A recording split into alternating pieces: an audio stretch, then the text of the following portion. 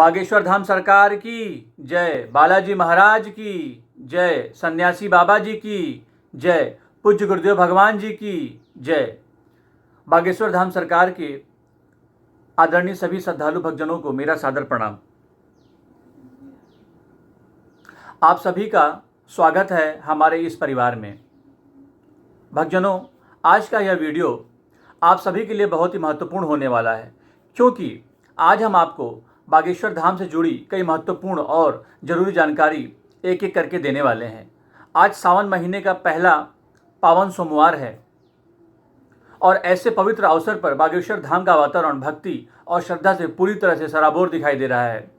दूर दूर से भक्तजन बागेश्वर धाम पहुंच रहे हैं और बालाजी महाराज के दर्शन कर रहे हैं। कोई बागेश्वर महादेव को जल अर्पित करने के लिए, तो कोई दादा गुरु और सन्यासी बाबा के दर्शन करने और आशीर्वाद के लिए धाम पहुंच रहा है। तो भक्तजनों, आज का वीडियो आपके लिए बहुत ही खास होने वाला है। बिल्कुल अंत तक जरूर देखिएगा, क्योंकि वीडियो के अंत तक आपको धाम से जुड़ी कई महत्वपूर्ण जानकारियां मिलने वाली हैं।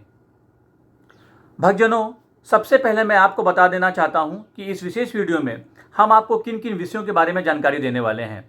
तो पहला है, सावन के सोमवार पर बागेश्वर धाम का वर्तमान वातावरण और भक्तों की स्थिति क्या है। दूसरा, आज धाम पर आने वाले श्रद्धालुओं के लिए दर्शन और पूजा से जुड़ी महत्वपूर्ण जानकारी क्या है। तीसरा, मैं आपको आज बागेश्वर धाम सरकार के दर्शन करवाऊंगा। चौथा, आप सभी को बालाजी महाराज के दर्शन कराऊंगा। पांचवा, बागेश्वर महादेव के पावन दर्शन करवाऊंगा और सावन सोमवार के महत्व के बारे में भी बताऊंगा। छठवां है, दादा गुरु के पावन स्थान के दर्शन करवाने हेतु वहां की धार्मिक मान्यताओं की जानकारी भी दूंगा। सातवां, धाम में चल रही श्रद्धालुओं की व्यवस्था, भोजन और ठहरने से जुड़ी सामान्य जानकारी भी साझा करेंगे। आठवां, गुरुदेव भगवान के धाम पर रहने और आगामी प्रवास से जुड़ी उपलब्ध जानकारी भी हम आपको बताएंगे कि गुरुदेव भगवान जी धाम पर कब रहेंगे और उनका आगामी प्रवास कब होगा। ये सारी जानकारी आज हम आपको देने वाले हैं। नौवां, आगामी तारीखों में होने वाले दरबार और कार्यक्रमों की जानकारी भी हम आपको देंगे कि पेशी भी कब लगनी है, नई पेशी और पुरानी पेशी भी कब लगनी है। सारी जानकारी हम आपको देने वाले हैं। 10वां, ऊर्जा संचय समागम से जुड़ी उपलब्ध जानकारी, रजिस्ट्रेशन और सीटों से संबंधित महत्वपूर्ण बातें हम आपको बताएंगे। 11वां, सन्यासी बुक से जुड़ी जानकारी भी हम आपको देंगे। और 12वां है, 40 दिवसीय नियम और अनुष्ठान से जुड़ी जानकारी पर भी विस्तार से हम बात करेंगे। और सबसे महत्वपूर्ण बात यह है कि आज की इस वीडियो में हम आपको धाम का एक ऐसा दर्शन करवाने की कोशिश करेंगे जिससे जो भी भक्त किसी भी कारणवश आज बागेश्वर धाम पर नहीं पहुंच पाए हैं, वे भी घर बैठे भक्ति भाव में बागेश्वर धाम सरकार के, बालाजी महाराज के, बागेश्वर महादेव के और दादा गुरु के दर्शन कर सके। तो भक्तजनों, अगर आप सभी चाहते हैं कि बागेश्वर धाम की ऐसी सच्ची और उपयोगी जानकारी आप तक लगातार पहुंचती रहे, तो वीडियो को लाइक जरूर कर दीजिए, चैनल को सब्सक्राइब कर दीजिए और बेल आइकन जरूर दबा लीजिए।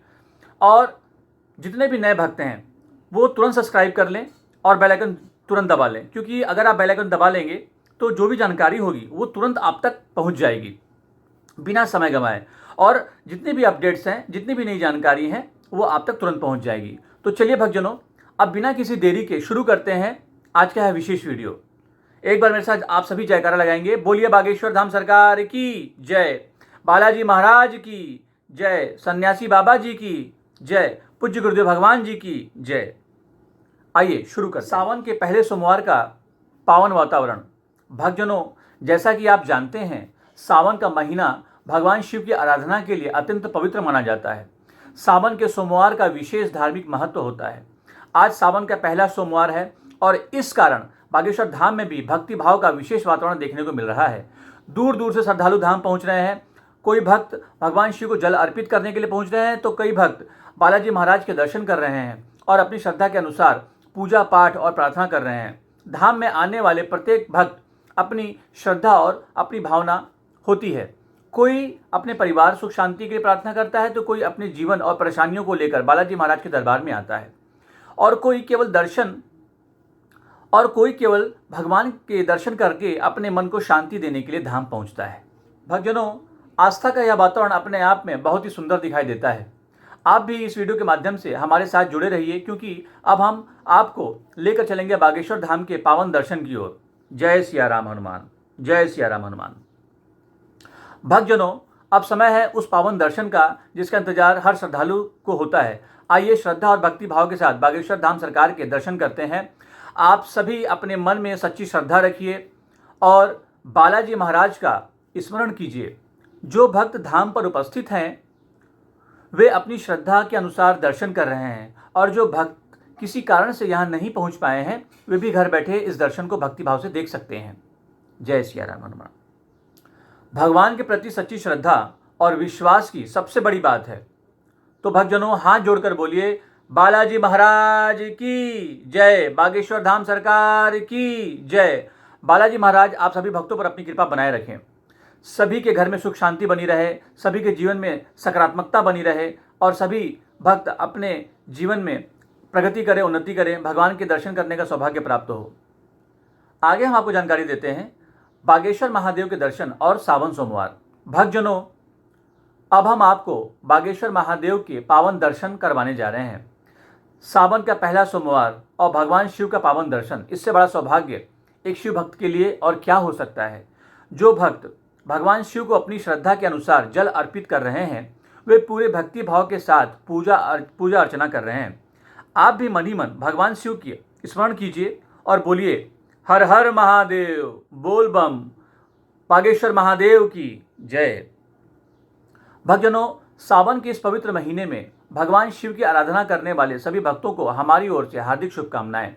भगवान भोलेनाथ सभी के जीवन में सुख शांति और समृद्धि प्रदान करें।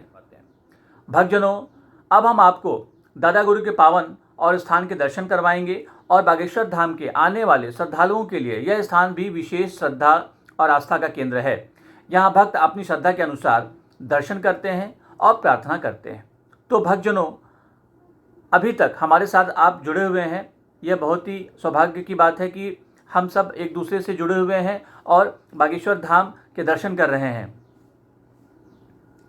तो जो भक्त अभी तक हमारे साथ जुड़े हुए हैं वे इसे दर्शन कर लीजिए और इसे जरूर देखिए। जय बागेश्वर महादेव। मन में श्रद्धा रखिए और बोलिए दादा गुरु महाराज की जय, सन्यासी बाबा की जय। भक्तजनों, बागेश्वर धाम केवल एक धार्मिक स्थान नहीं बल्कि करोड़ों श्रद्धालुओं की आस्था का केंद्र बन चुका है। यहाँ आने वाला हर भक्त अपनी अपनी श्रद्धा और विश्वास के साथ भगवान के दर्शन करता है। धाम की व्यवस्था और भक्तों के लिए जरूरी सूचना जानकारी क्या है मैं आपको बता देता हूँ।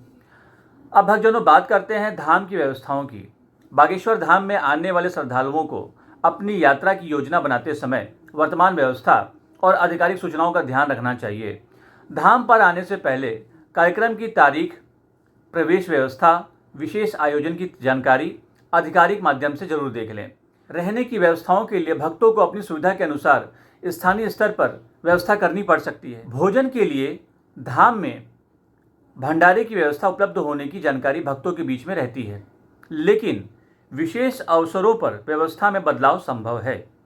इसलिए भक्तों से हमारा निवेदन है कि यात्रा पर निकलने से पहले वर्तमान व्यवस्था की पुष्टि जरूर कर लें। धाम पर आने वाले सभी श्रद्धालु अनुशासन बनाए रखें, स्वच्छता का ध्यान रखें, किसी भी प्रकार की अफवाह पर विश्वास न करें और केवल आधिकारिक जानकारी को ही सही मानें। पूज्य गुरुदेव भगवान जी धाम पर रहने और आगामी प्रवास से संबंधित जानकारी समय समय पर आते रहती है। उपलब्ध जानकारी के अनुसार अगस्त में 12 अगस्त, 13 अगस्त, 14 अगस्त और 15 अगस्त तारीख को गुरुदेव भगवान जी के धाम पर उपस्थित रहने की जानकारी बताई गई है। इन तारीखों के दौरान नई अर्जी के दरबार से संबंधित जानकारी भी सामने आई है, लेकिन भक्तों से हमारा निवेदन है कि किसी भी यात्रा की अंतिम योजना बनाने से पहले गुरुदेव के आधिकारिक माध्यम से कार्यक्रम की पुष्टि जरूर कर लें, क्योंकि गुरुदेव भगवान का कार्यक्रम विशेष परिस्थितियों के अनुसार बदल भी सकता है। इसके बाद गुरुदेव भगवान के पंजाब में होने की कथा के लिए प्रस्थान करने की जानकारी भी बताई गई है। तो भक्तजनों, अगर आप गुरुदेव के दर्शन के लिए धाम पे आने की योजना बना रहे हैं तो तारीखों की आधिकारिक पुष्टि जरूर एक बार देख लें। नई अर्जी और दरबार से जुड़ी जानकारी। भक्तजनों, अब बात करते हैं नई अर्जी और दरबार से जुड़ी जानकारी की। धाम में आने वाले भक्तों अपनी श्रद्धा के अनुसार बालाजी महाराज के दर्शन करते हैं और अर्जी लगाते हैं। किसी विशेष दरबार या कार्यक्रम में शामिल होने के लिए यदि आप रजिस्ट्रेशन या विशेष प्रक्रिया आवश्यक हो तो उसकी जानकारी आधिकारिक माध्यम से ही प्राप्त करें। भक्तों से हमारा विशेष निवेदन है कि किसी भी अनधिकृत व्यक्ति को पैसे देकर रजिस्ट्रेशन कराने या विशेष प्रवेश का दावा कराने वाले से सावधान रहें। किसी भी प्रकार की ठगी से बचने के लिए केवल आधिकारिक जानकारी का पर ही विश्वास करें। गुरुदेव के प्रवास और धाम की जरूरी जानकारी और तारीखें क्या है, मैं आपको बता देता हूँ। तो भक्तजनों, इसे आप बहुत ही महत्वपूर्ण जानकारी, इसे आप ध्यान से सुने। परम पूज्य गुरुदेव भगवान जी आगामी 10 दिनों तक धाम पर भौतिक रूप से उपस्थित नहीं रहेंगे, वह बाहर रहेंगे। कुछ विशेष कार्य से वो प्रवास के चलते दिल्ली व अन्य स्थानों पर रवाना हो चुके हैं। गुरुदेव जी के धाम पर वापसी की अगर बात करें तो वे आगामी 12 तारीख को धाम पर वापस होंगे और आने वाली 11 तारीख को मंगलवार पड़ेगा, तो उस दिन पुरानी पेशी का दरबार नहीं लगेगा। शनिवार के दिन पुरानी पेशी का दरबार लगेगा या नहीं, इसकी पुष्टि अगले 2 दिनों में या 4 दिनों में आधिकारिक रूप से कर दी जाएगी। इसलिए मेरा सभी भक्तों से निवेदन है कि वे अगर अपनी यात्रा का योजना बना रहे हैं तो इस अनुसार बनाएं कि उनको कोई असुविधा का सामना न करना पड़े। अब मैं आपको अर्जी दरबार के बारे में बता देता हूँ। भले ही गुरुदेव कुछ दिनों के लिए धाम से बाहर गए हैं, लेकिन बागेश्वर धाम में आने वाले श्रद्धालुओं के लिए नई अर्जी का दरबार और नए व्यवस्थाएं सुचारू रूप से चलती रहेंगी। आप सभी जब चाहें तब धाम आ सकते हैं और अर्जी लगा सकते हैं और बालाजी महाराज की आराधना कर सकते हैं। यदि आपके मन में कोई संशय हो या सवाल हो तो आप धाम की आधिकारिक घोषणाओं का इंतजार करें। बालाजी महाराज और सन्यासी बाबा की कृपा आप सभी पर बनी रहे। और अगर आपको जानकारी अच्छी लगी हो तो वीडियो को लाइक, शेयर, सब्सक्राइब जरूर करें। गुरुदेव भगवान के धाम पर रहने की जो तिथि है ये मैंने आपको पहले बता दी है। इसके बारे में फिर से मैं आपको जानकारी दे देता हूँ। अगस्त माह में 12 अगस्त को, 13 अगस्त, 14 अगस्त और 15 अगस्त की तारीख तक गुरुदेव भगवान जी धाम पर ही विराजमान रहेंगे। इसे आप अच्छे से नोट कर लीजिए। और इन तारीखों के दौरान नई अर्जी दरबार में लगेगा। नई अर्जी जो है धाम पर प्रतिदिन रोज लगेगा। इसकी पुष्टि गुरुदेव भगवान ने वीडियो के माध्यम से पहले ही कर दी है। इसलिए इसके तुरंत पश्चात गुरुदेव भगवान जी पंजाब में होने वाली कथाओं के लिए प्रस्थान करेंगे। और अब मैं आपको बता दूं कि सन्यासी बुक से संबंधित कुछ जानकारियां मैं आपको देना चाहता हूं। जो भी श्रद्धालु भक्तजन सन्यासी बुक प्राप्त नहीं कर पाए हैं वे ऑनलाइन मंगवा सकते हैं या सीधे बागेश्वर धाम आकर प्राप्त कर सकते हैं। अब मैं आपको ऊर्जा संचय समागम से जुड़ी कुछ महत्वपूर्ण बातें बता देता हूं। ऊर्जा संचय समागम का जो रजिस्ट्रेशन पहले अन्य जगहों पर होता था, उसमें रहने वाले खाने पीने पूजा सामग्री का कुल खर्चा जो आता था वह पहले 1 से 1.5 लाख का होता था। और विशेष घोषणाएं इस बार गुरुदेव भगवान जी ने समागम बिल्कुल निःशुल्क रखा हुआ है। यह जो होने वाला है संचय समागम, यह बिल्कुल निःशुल्क रहेगा, फ्री रहेगा। पहले इसमें 1.5 लाख 2 लाख का खर्चा आता था, तो इससे बहुत सारे भक्त वंचित रह जाते थे। कुछ गरीब हैं, कुछ असहाय हैं और कुछ अपनी कुछ पारिवारिक कारणों की वजह से इसे नहीं कर पाते थे। तो गुरुदेव भगवान ने सबकी जो भी प्रॉब्लम है, जो भी तकलीफ़ें हैं को देखते हुए कि किसी को कोई तकलीफ़ ना हो, ना किसी का कोई पैसा खर्चा हो, क्योंकि सभी के जीवन में बहुत सारी तकलीफ़ें हैं, बहुत सारी कठिनाइयाँ हैं। उनको देखते हुए हमारे पूज्य गुरुदेव भगवान जी ने सभी भक्तजनों के लिए निःशुल्क रखा हुआ है। इसमें कोई शुल्क नहीं लगना है और इसमें कोई भी चार्ज नहीं लगेगा। पूजा की जो सामग्री और अन्य व्यवस्थाओं का जो खर्चा है वो मात्र 2000 से 4000 के भीतर ही रहेगा। इसमें काम हो जाएगा, ठीक है। और सामान्य दिनों में समागम जो होता है उसका जो अन्नपूर्णा भंडारा महाप्रसाद धाम पर ही आपको प्राप्त होगा। इस समागम के दिनों में अन्नपूर्णा भंडारा द्वारा महाप्रसाद धाम पर ही आपको प्राप्त होगा। ठहरने की व्यवस्था बागेश्वर धाम पर आने वाले श्रद्धालुओं को रुकने की व्यवस्था स्वयं करनी होगी। धाम की तरफ से आपको रहने के लिए जगह तो नहीं मिल पाएगी, लेकिन बल्कि भोजन की उत्तम व्यवस्था आपको भंडारे से मिल जाती है। यह आपको स्वयं करना पड़ेगा। जैसे मैं आपको बता देता हूँ कैसे करना है। जैसे मान लीजिए सामान्य गद्दा है, जैसे कोई प्रसाद की दुकान है, वहाँ पे अंदर में बहुत सारी व्यवस्थाएं होती हैं। वहाँ पे गद्दों के हिसाब से रेट होता है, बहुत सारे गद्दे बिछे होते हैं। तो सामान्य गद्दे के हिसाब से जो आपके रुकने और नहाने धोने और फ्रेश होने की जो उसका जो शुल्क है, जो मूल्य है, वो एक दिन का 50 रुपया होता है, 100 रुपया होता है, 200 रुपये तक आपको मिल जाता है। मतलब आप सस्ते में आराम से वहाँ पे रहकर 50 रुपये में, 100 रुपये में, 200 रुपये में एक दिन में वहाँ पे बिता करके फ्रेश होके नहा धो करके आप दर्शन कर सकते हैं। तो ये रुकने में आपको बहुत आराम मिलेगा अगर आप कम खर्चे में करना चाहते हैं। अगर आप कमरा लेते हैं, रूम लेते हैं, तो 500 रुपये से शुरू होता है। 500 रुपया, 1000 रुपया, 2000 रुपया, 3000 रुपया, अपनी क्षमता के अब बजट के अनुसार आप रूम ले सकते हैं। ये वहाँ की व्यवस्था है। मैं आपको बता दूं, ऊर्जा संचय समागम की जो सीटें हैं और जो रजिस्ट्रेशन है, ऊर्जा संचय समागम में इस बार 500 सीटें उपलब्ध रहेंगी। जगहों पर जो सीटें कम होती हैं या रजिस्ट्रेशन ऑनलाइन होने की जो संभावना है, ऑफलाइन हुआ तो लगभग 1 किलोमीटर लंबी लाइन लग सकती है, और इसलिए आप अपडेट रहें और अपना रजिस्ट्रेशन समय से करवा लें।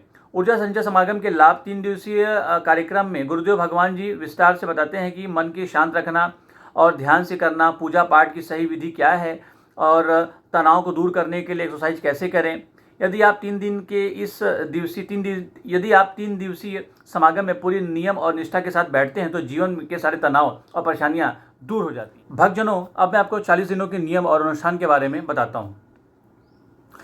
सबसे महत्वपूर्ण विषय है कि जिसके बारे में कई भक्त जानना चाहते हैं कि वह 40 दिनों का विशेष अनुष्ठान और नियम क्या है।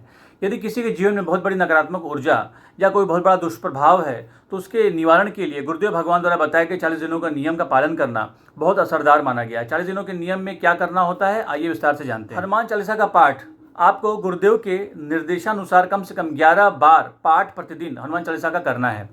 और भोजन और दिनचर्या क्या रहेगा, इस दौरान अपना खाना स्वयं आपको अपने हाथ से बनाना होगा। शयन और संयम क्या है, जमीन पर सोना होगा और पूरी तरह से ब्रह्मचर्य का पालन करना होता है। यदि आप इन नियमों के साथ साधना करते हैं तो अति उत्तम फल मिलता है।